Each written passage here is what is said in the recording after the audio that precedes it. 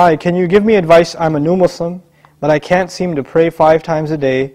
It's because it's been a year now, but does God really even care if I pray 5 times as long as I'm doing good, right? Two things here. There are actually 2 statements which are 2 different problems in the question. The first problem is, Bismillah wa salatu wa salam ala Rasulillah. The first problem is, I can't pray 5 times a day. I can't do it. Now, I don't believe you. Whoever said I can't do it, I don't believe you. You know why? Because I believe Allah. And now I didn't say I believe in Allah. I said I believe Allah. There's a difference, right? I believe in Allah means I believe Allah exists. I believe in Him. But when I say I believe Allah, it means I believe what He says. He says, subhanahu wa ta'ala, لا يكلف الله نفسا إلا وسعها. Allah does not burden anyone except unless they are able to carry that burden. This is what Allah said. Allah said He does not burden anyone with any responsibility unless they are capable of living up to that burden. This is what He said. You're saying you're not able to live up to a responsibility that Allah gave you. Isn't that true? You're saying, I can't pray 5 times. It's too much. And Allah is saying, yes, you can. So I have a choice between believing you and believing Allah. And perhaps, if you didn't realize this, maybe you're lying to yourself. Maybe you've convinced yourself because of your laziness, because of your lack of will, that you don't want to pray 5 times. Maybe you have to, I can't judge you. I don't know what the problem is. But the problem, maybe you're ashamed to pray in front of non-Muslims.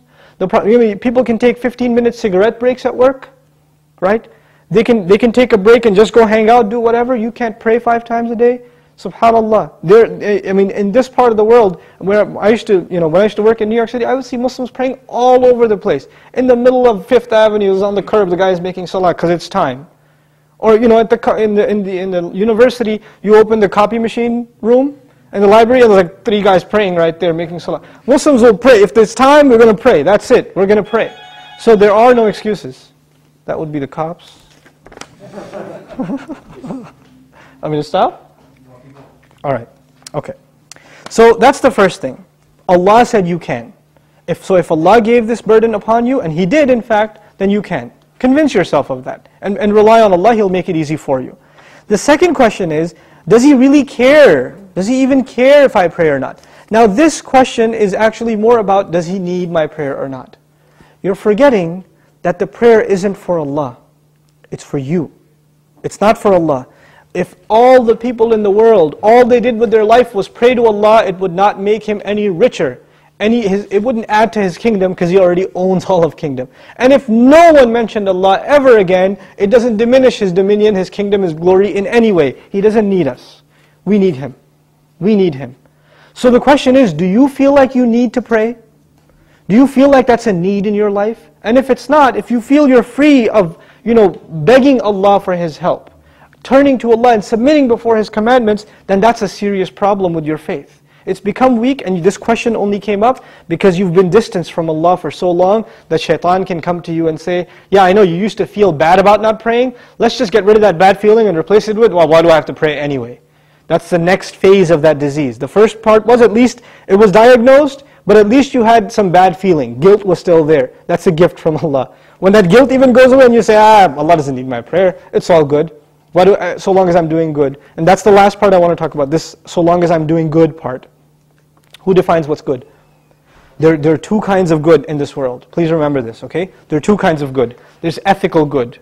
I'm good to my neighbor. I'm honest at work. I'm nice to people. I don't steal. I don't cheat. These are ethics, basic ethics, right? That everybody, I tell the truth. I'm honest. I pay my taxes, blah, blah, blah. These are ethical truths, okay? And I'm honest in business. Then there are religious goods. I go to Hajj. I give zakat. I pray 5 times a day. I fast in the month of Ramadan. These aren't ethical realities. These are religious goods. Good deeds that are religious and good deeds that are ethical, moral in nature. What happens a lot of times with Muslims and with non-Muslims, especially it happens with Muslims, is that we make a distinction between these 2 things. So in the Muslim world, you will find people that are morally good. They're nice to their family, they take care of their kids, they're responsible in the household, they're nice to their neighbors, they're honest at work, good people. But guess what? No religion. I don't need religion to be good, is what they say.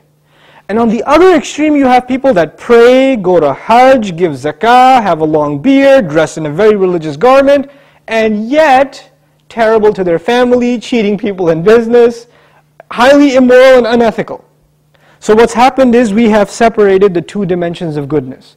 Moral goodness, ethical goodness, and religious goodness. What Allah does in the Qur'an is, fuses them together in the ayah, this one ayah, it's called Ayatul Bir, the ayah of goodness. What does it mean to be good? If you study that ayah, it is a combination of two things.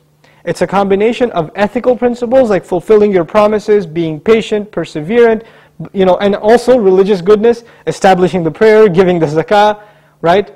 So it's a combination of both of those things in one place. So if you think you are in a position to define what good is, most likely you're sticking to moral goodness. And you're undermining religious goodness, like the rituals that Allah taught us. But what Allah wants is for us to have both at the same time. This is when a person is truly good. Otherwise, you're not really good. You have defined goodness for yourself and you have rejected Allah's definition of it. But we turn to Allah for guidance because we can't define things for ourselves. We want Him to define them for us. Inshallah ta'ala.